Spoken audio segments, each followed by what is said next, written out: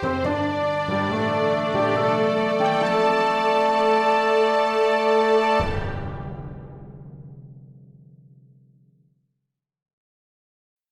Story Seekers. I'm Ben. I'm Nico, and welcome to the Tiny Bookcase. Right now, you're listening to our favourite part of the week. Stories, discussion, and a high likelihood of gratuitous obscenities, all to sate the hunger of the story sorcerer Eusteris. Regular listeners will know how it works, but for newcomers, Ben and I have both written a story to the same prompt. We're about to share those stories with each other and you for the first time, and then we'll workshop them on mic. The prompt for this episode is skeleton. Nico, show us your bones, wouldn't you? Skeleton. Humphrey Bindlestick needed a job. He had been told, nay, promised, that once he finished university, a golden path of opportunity would lay before him.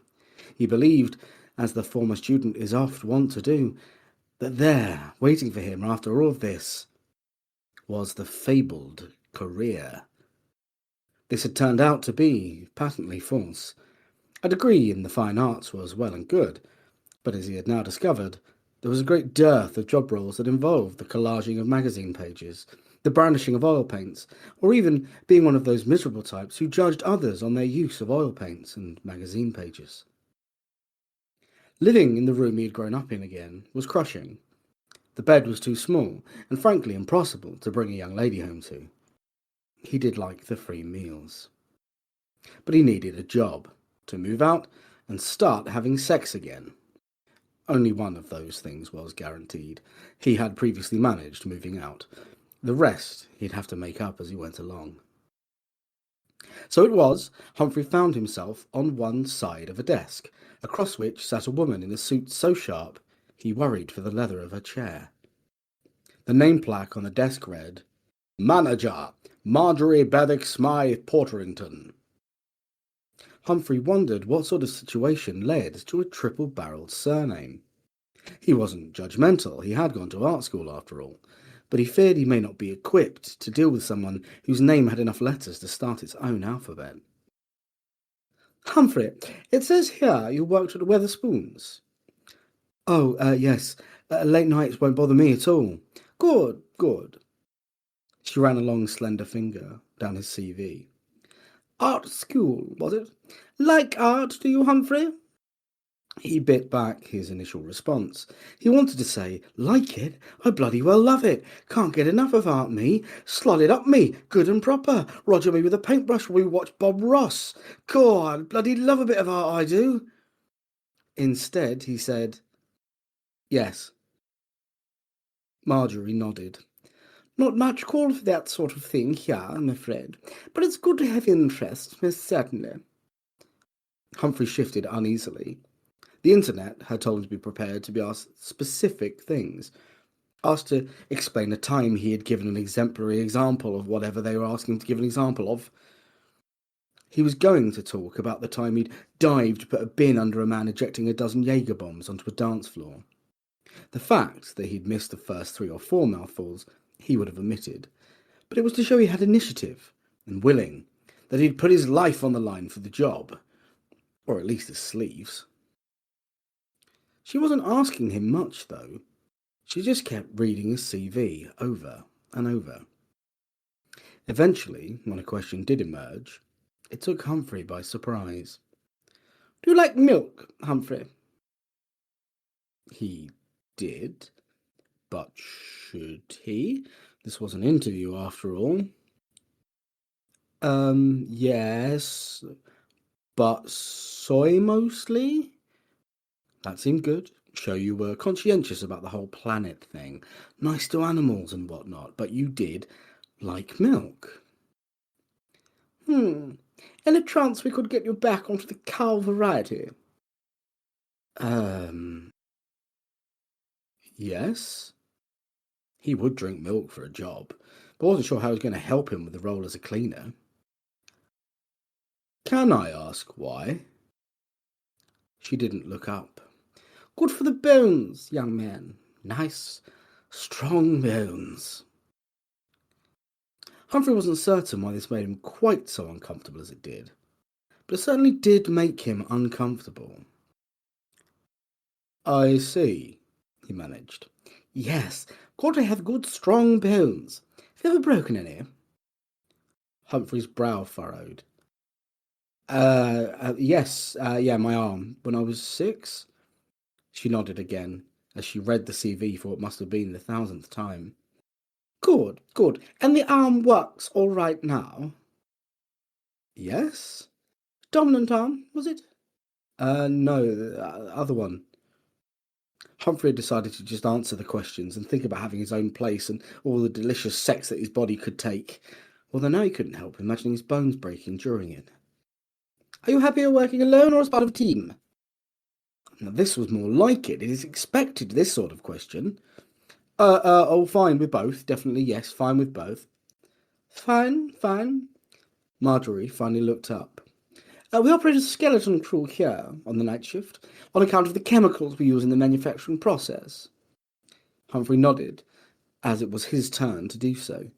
He thought he should say something clever, to show willing. Is that to reduce overheads on PPE? Marjorie snorted. Heavens, no! Why on earth would you put goggles on a skeleton? Humphrey froze. I'm sorry? Marjorie didn't really seem to be paying attention. She flipped his CV over. There was nothing on the back. Well, you seem perfect for what we want. Minimal breakages, decent skeletal recovery. If we can get you on 2 pints of moo juice a day, you may even make team lead in a year or two. She finally looked up and winked at him. Don't tell anyone, though, just our secret. Humphrey once again shifted uncomfortably. It sounded as though he was being offered the job, but some of what she was saying was very confusing. Skeletal recovery? Why are you so focused on... She cut through his words officiously. Trial shift tonight, I think, just to make sure. If you're going to be here at 8 p.m. for the D-meeting, that would be fabulous. D-meeting? What does that mean? She shook her head, as though it was silly. Well, you don't want to do anything reckless, like take your meat onto the factory floor. It'll be melted up, totally gone, nothing left behind but bones. At least this way we know you're coming back out. Then we simply slip the soft bits back on and you go home. Job well done. Humphrey knew he was supposed to say something. It just didn't seem to want to come to him. So, 7:45, I think, just so we can get you introduced to some of the people. You'll be shadowing Michael's skeleton tonight. She wrote something on the back of his CV. Make sure you bring a packed lunch. It's hungry work having all your meat removed, then put back on. She smiled warmly.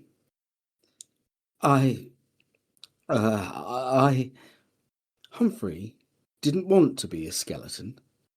But then, wasn't he one already, under all the meat? He thought about running away, screaming. Then he thought about how terrible the job market was.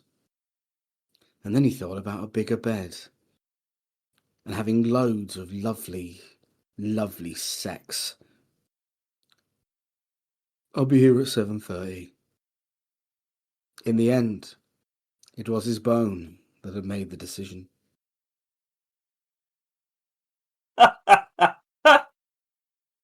What the fuck? It was his bone that made the decision. Oh wow, that was delightful. The meeting got a big right down. Is where it started. Bloody hell! The nucleus.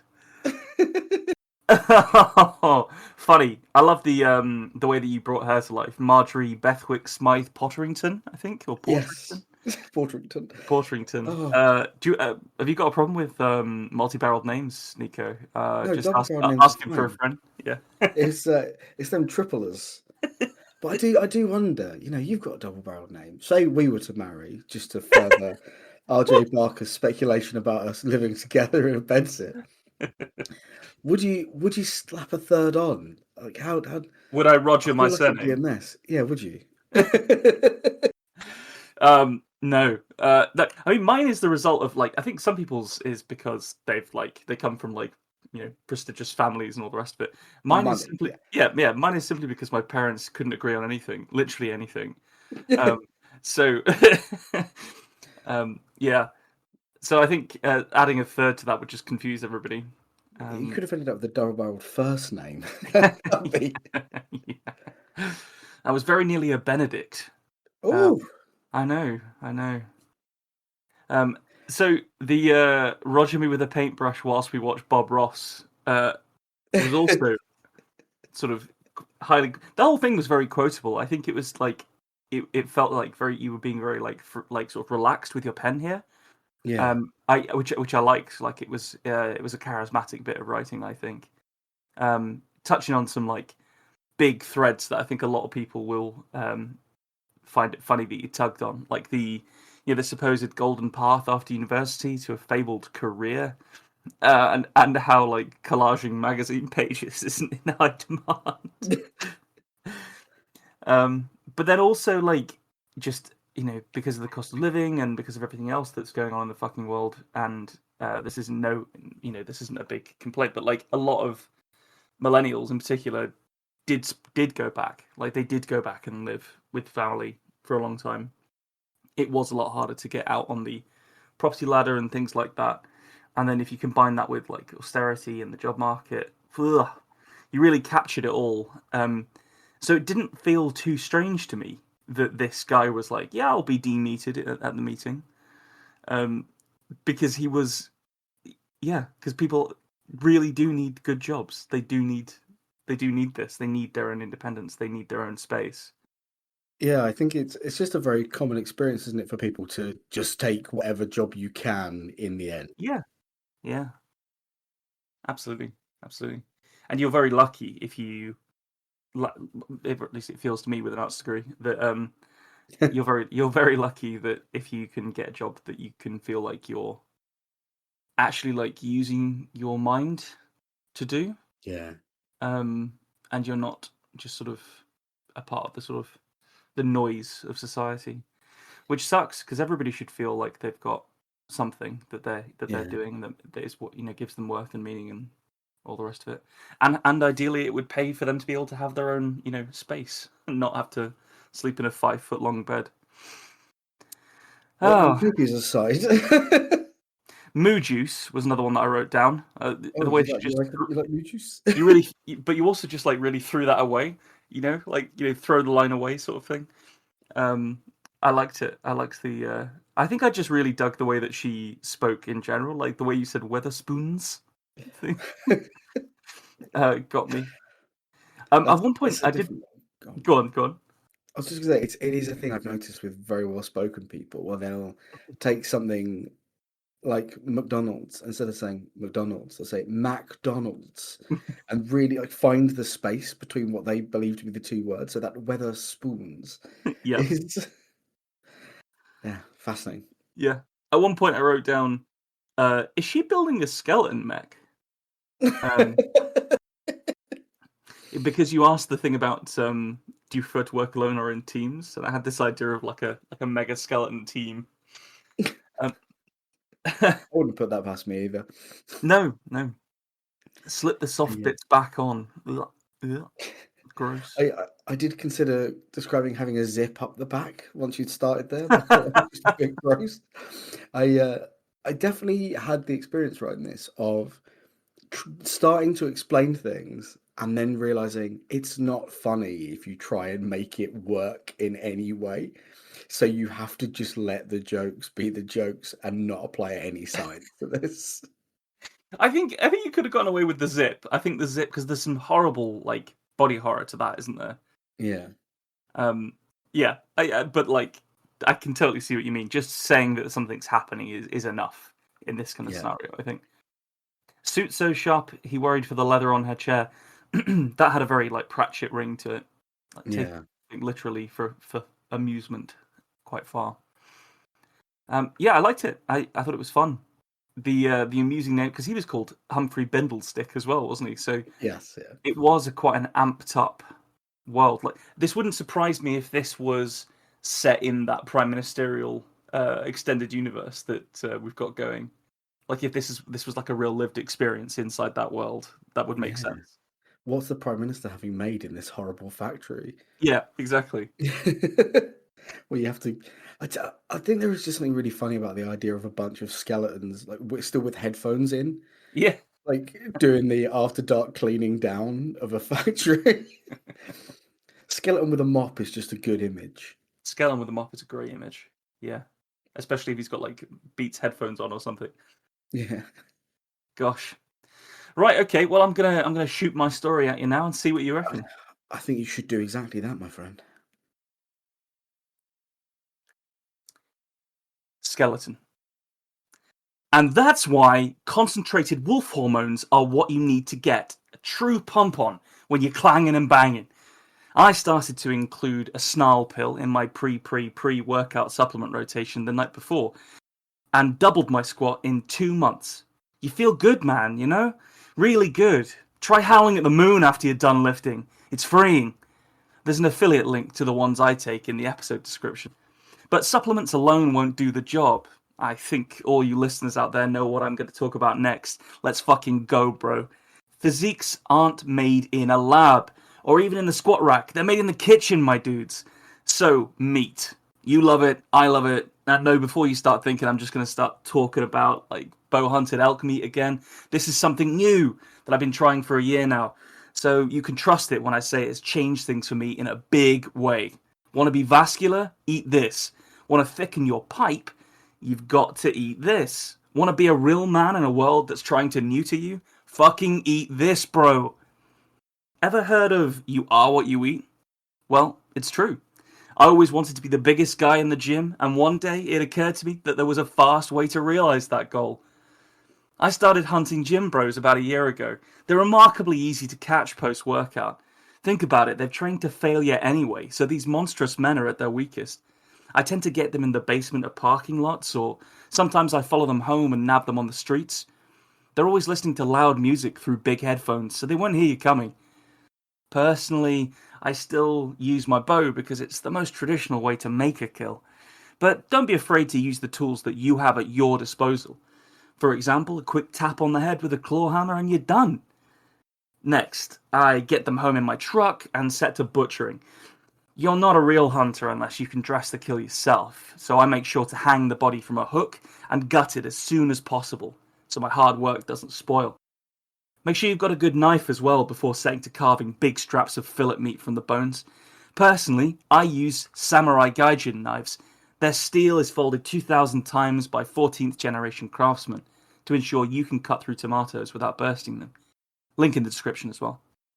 Next, you're doing the meat a disservice if you don't grill it. I make sure to get out in my yard and cook it up a batch at a time, and then I meal prep with it, so I've always got ready access to big hunks of juicy bro meat. I bet you're wondering what to do with the bones though, aren't you? Well, first off, you can't waste any of the good stuff, so you've got to boil them up and make stock. But after they're shiny and clean, I like to reassemble them and take them to an abandoned scrapyard one county over. You see, in the 70s, when the government shut down a bunch of schools over like supposed fears that the buildings were going to fall down, don't let them lie to you like that, folks, by the way. Anyway, those school buses were put out to pasture. I always thought it was sad, you know, those big yellow beasts with no wheels and nobody on them anymore. So I've been filling them back up with passengers. It's soothing, you know, to have a hobby where you make something with your hands. And all you need is a drill, some wire, and the bones you've got left over anyway. I arrange them in different positions on the buses, like they're all on a field trip, whooping with excitement and laughing with their friends, as I make jokes from the driver's seat. Anyway, time for an ad read, fellas. This podcast is sponsored by Superior Assistance. Superior Assistance is a counselling service with a difference. Pop psychologists with less than a year's training will be able to guide you on your next steps through whatever you're handling, be it self-esteem issues, a bad breakup, or just the general malaise that pervades every moment of your waking life. They've got you covered. Sign up now, and within 6 months, you might get your first appointment. Jamie, pull out that video. Oh man, are we gonna have to put a with Joe Rogan as our in the episode title for this one? Or although I'm gonna suggest Joe Brogan for Joe the guy Brogan. you've created. Man, I was laughing from concentrated wolf hormones onwards. It was Oh, fantastically good fun. Like that fucking every one of the ad read like Yeah. product drops was perfectly delivered. The fucking samurai gaijin knife is it's so on the nose and so fucking funny. But the whole thing was just extremely demented. Yeah. Demented is the word, I think. When he started talking about like killing the gym bros, I was like, oh, that's funny. And then he was like, then of course you got to boil them up, and then you got all these bones laying around. I was like, oh no, what's he gonna do with the fucking bones? And I did not predict pose them as children on an abandoned school bus. I didn't have that anywhere near my list. So 10 out of 10, I guess, for absolutely fucking getting me at every turn in that story. Well, thank you very much. Yeah, it's potentially there's layers of meta there to be reading out a story on a podcast about a guy on a podcast. But yeah, it's this is just I mean, it's a bit of a simple thing to take a shot at Joe Rogan nowadays, isn't it? But it's always fascinated me that you are incredibly revealing when you're doing a podcast for a sustained period of time. Like as we know, we put out Yeah, weekly episodes, and you do give over something of yourself to it. You are like, yeah, and we in particular try and be as like open as possible on this podcast. So theoretically, people do build up a solid image of you. It might not be 100% accurate, but like it's likely to be fairly accurate. And these kind of like more kind of like broy, like down a rabbit hole kind of guys, like Rogan.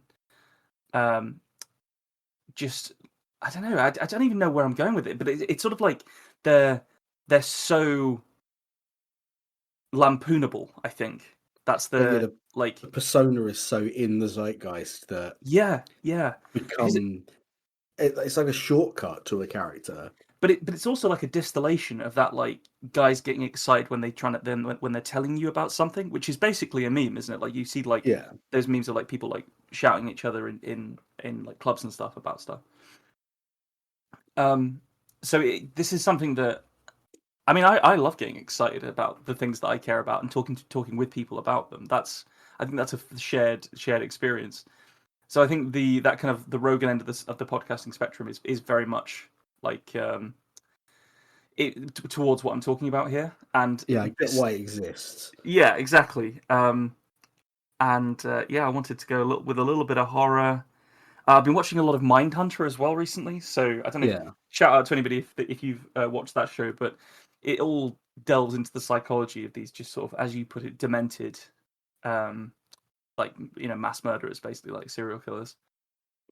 Uh, so and some of them are like remarkably charismatic in the way that they're yeah, depicted.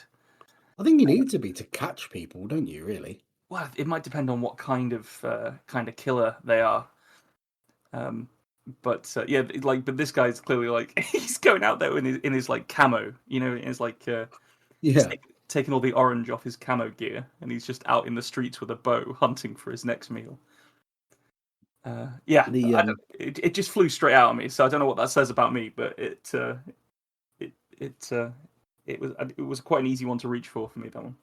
I think my big question on this one is who was the guest? Now, was it Neil deGrasse Tyson? Was it Joe Diaz? Or was it Alex Jones?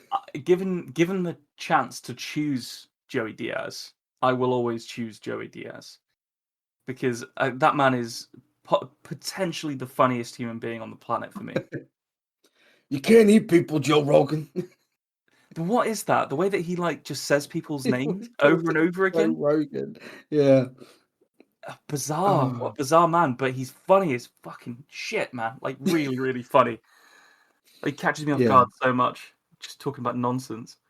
I'm talking about fighting nuns at school. Or all the times that he's like crossed state lines and done grand larceny and kidnapping and all the rest of it. Yeah. Oh gosh. So, Anyway, yeah, Joey Diaz. I'll go with Joey Diaz.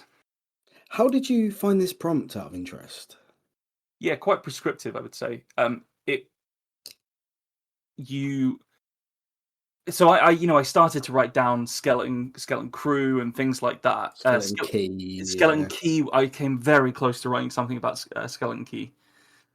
But as I say, like I didn't, in that very first little like bit of writing. I just started. I think I wrote down like wolf hormones. Yeah. So I just started. The story just started writing itself when I started typing skeleton. So I think I got a little bit lucky here because I think the actual prompt of skeleton might not be a good prompt. Yeah. But I think I lucked out. Yeah, I did struggle with it a bit. The only other idea I had, I think that was worth anything, was Congress meeting to discuss whether The Night Before Christmas was a Christmas film or a Halloween film, and it all absolutely falling apart. But again, it's like that's a gag. That's Yeah, it's one a gag. gag. Yeah, yeah, Like, where do you go from there?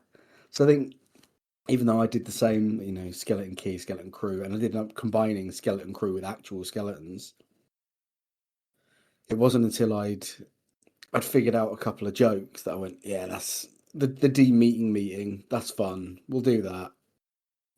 But yeah, I don't yeah. know. It's not often that one comes in from the old randomizer in the dictionary that I go, oh, I don't know about this one. This is going to be. We might accidentally just write fully the same thing because there aren't that many places to go. I was worried that you would have done something first person. Yeah, Because I think maybe like, first person often feels like a little bit of a hack for those kinds of stories because yeah, you can make it unique by having an individual express point of view. yes, Um, so yeah, so I thought we were gonna. I thought there was a high chance that we were both gonna be doing a first person story. But I liked yours. I liked yours a lot, and I think it to say it was just like a gag or two is doing it a disservice because I think you were doing a bit of world building. You were really drawing on like lived experience and stuff. It was a good tale. And then I've sort of gone for like the obviously there are like literal skeletons in mind, but it's also the I guess the gag is the skeletons in his closet. I guess like he's sort of yeah. outing himself on his own podcast, isn't he? The I will say I think we've had quite a busy week because we came back on Sunday from being away at Brighton for Yes, 4 days. World We're Fantasy Con. down there for World Fantasy Con, and it did mean that I spent a lot of this week when I could have been writing, catching up on all the things I didn't do because I was in Brighton. Yeah, there's a degree of that, but I'm aware that you've also done some work on your book this week, haven't you? Like you came back Yeah, like really galvanized to work and like tell stories, so that's fucking wicked. I think that it may have. We'll get right behind the curtain here, really. We're at World Fantasy Con, had a fantastic time. I want to give actually before I forget because we start talking about stuff. Huge shout out to fellow podcasters on Breaking the Glass Slipper who took the Best Audio Award this year and were lovely when we met them. Yeah, it's Um, it's it's difficult when you get beaten. We were keen to go over and have a chat with them afterwards, and yeah, they're delightful. And yeah, yeah, it's to be honest, it's always tricky to talk about this kind of thing. But obviously, we were at a award ceremony at this, for the British Fantasy Awards at this convention, and the category got read out like really late in the running order of all the categories. yes, So you sort of sat there like thrumming with nervous energy for fucking ages. And then I reached a point where I was like, I don't know, like I was trying to like write a speech in my head because it turned out that everybody else like written speeches all was saying funny things. So I was sort of sat there aggressively trying to like write a speech in my head whilst paying attention to who was winning what and what they were saying.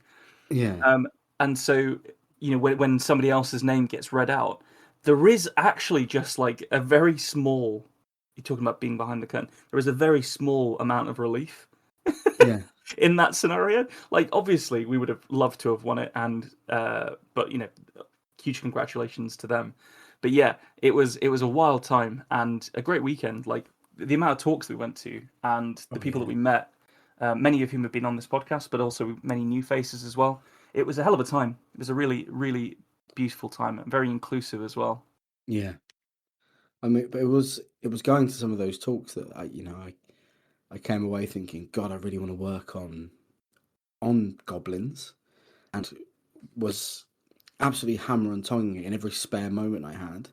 And then with the weekend that we've just had, I was also running a tabletop roleplay for Ben and some of our other friends, and it meant that I sort of got further into the week and thought I need to find space in my brain for a third story, Yeah. and there there is a point of oversaturation, I think, and I probably should have been more disciplined and set my longer term writing project aside to give the podcast more time.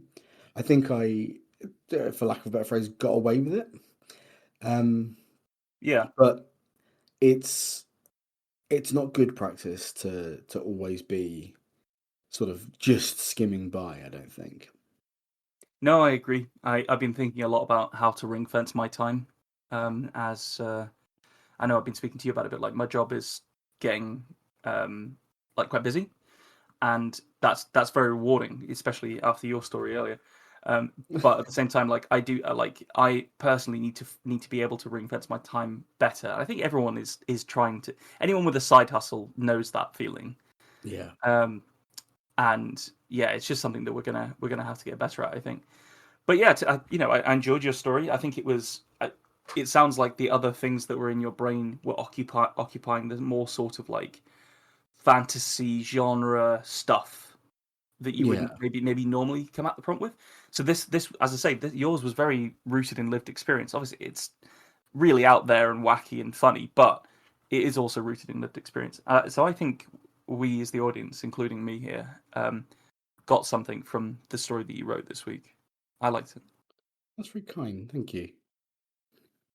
But Yeah, yeah, I think I would say Brighton was a definite worthwhile trip. Not only because we met lots of people who hopefully you lovely story seekers will get to hear on here at some point, but reaffirming some of the friendships we've made through the podcast. I want to give a big shout out to Anna Smith Spark, who I apologise for stealing quite so much of your time, but it was a lovely chat. The yeah. time constraints there, you really feel, don't you? Everything felt like it was. Oh, everything started 5 minutes behind, even though it was starting on time, which was a It was really quite odd compressed. sensation. They were putting a lot in, and Yeah, they were like they were roughly 30 to 45 minute talks with a bit of Q&A, depending. Um, yeah, and then the room turnover was quite quick, wasn't it? yeah. I can definitely sympathise because I've run big conferences before in my day job, and it's really hard to get the timings right and to get people to run to time is That's, a perpetual problem because nobody likes to be cut off in the middle of the no, thing that they've spent the entire year building up to. Like that's ridiculous. Like it's so difficult to like get people to actually keep to time. But yeah. they did manage it. We got a lot from it. I think the one that you're talking about, where you had a good chat with Anna Smith Spark, was the writing fighting panel, which was a fucking brilliant panel. Oh, it was Um, fantastic. really good Everyone on it panel. was top draw. Everybody on it was really good. Like we had yeah. I mean, I won't go into like all the stories from it, but it was a really good panel, and I think everybody on the panel and in the room could have done another hour or two of that. Oh, But if in not more. yeah, like everybody was talking about it for ages after it.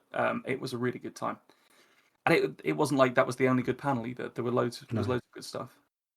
It's really yeah, what a rewarding experience to get to go and talk with other creatives and writers who are into the same or adjacent genres to you, and just let that hang out and really have a meeting of the minds yeah, because when you go there, you know that you have one thing in common with the other people that are going there, which is a love of that genre yeah, or the nearby genres. And it just means you can strike up a conversation with anybody. It was delightful. Like we went last year, um, didn't quite manage the 2 for 2 with the award this year, but that's okay. And yeah, what a great community. I'm interested in going to more, like not just the British fantasy cons, but like there are other kinds of cons that we could go to. I know I there's the agree. Chimera Festival, I think it's called, up in Yes, Scotland, which would be fun. But yeah, I suspect we'll be going to the next one, the The one, yeah, I think it's in Glasgow next year, isn't it? The fantasy one. It is. The British Fantasy Society will be in Glasgow next year. I still would always recommend people, if you're interested in writing, like from a professional standpoint, or just from understanding how it works, or just wanting to meet and listen to some really very cool people. There's not just the talks, And Saturday night we got absolutely mangled, surrounded Yeah, by a bunch of like-minded people. Like if you just want to make some friends, it's very cool. It's a very cool place. it was. I mean, that definitely needs a shout out because that was David Thomas Moore's last outing as the karaoke master at the Saturday Was evening do, and I think, yeah, again, everyone would have just happily gone for hours and hours more of that before we got shut down by yeah. the hotel. But it was the energy was fantastic. It was a really good piss up, as we put it. Yeah, got loads from it, and also just I loved being in Brighton. I'd not been to Brighton before. I had loads of recommendations Yeah. from everybody about it, and you Shout were out to the food scene in Brighton. exactly what I was about to say. Fucking hell, food was amazing. Nico is something of a like a gourmet as well. Like you do have like really high standards, and you like to find good food. No, but it doesn't Mm. have to be in like a fancy restaurant. Like it could be anywhere, couldn't it? Oh yeah. Um, so I think we did really get stuck into the food in a good way. And I must have eaten my body weight in seafood, which is saying something. Well, Uh, that and shout out to the Greek restaurant that we went to. You're gonna have to remind me of the name. it was Archipelagos in Brighton. Archipelagos. Yeah. Yeah, if you're in Brighton, go and give them a try. I couldn't remember the name because I ate so much food there for so reasonable a price that a lot of that evening has disappeared from my memory into some sort of blurry food coma. It definitely sounds like we are shilling for these restaurants, but we actually did just have a really nice time. Yeah, Um, just go and get the fried feta, gang. It's oh my god. Even if you're lactose intolerant, which I am, it's still worth trying because it's worth the pain. Oh, fantastic! So 2 stories to skeleton, and I suspect we might be back next week with some more stories. So stay tuned. Not again.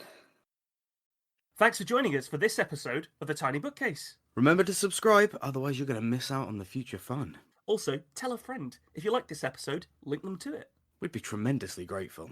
You can follow us on Twitter at BookcaseTiny, Facebook at The Tiny Bookcase, and Instagram at BookcaseTiny for updates.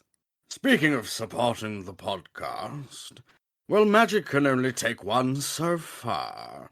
The Tiny Bookcase is supported by the generosity of its patrons. Those kind souls have really kept my belly full the last year. Let's cast a spell for them, shall we? For rich ginger tones on their scalp, let us cast the Orangi Hedondo spell for Scott Byrne. And for general fabulousness, why not the Ooh La La How's Your Mother spell on Matthew McLaren?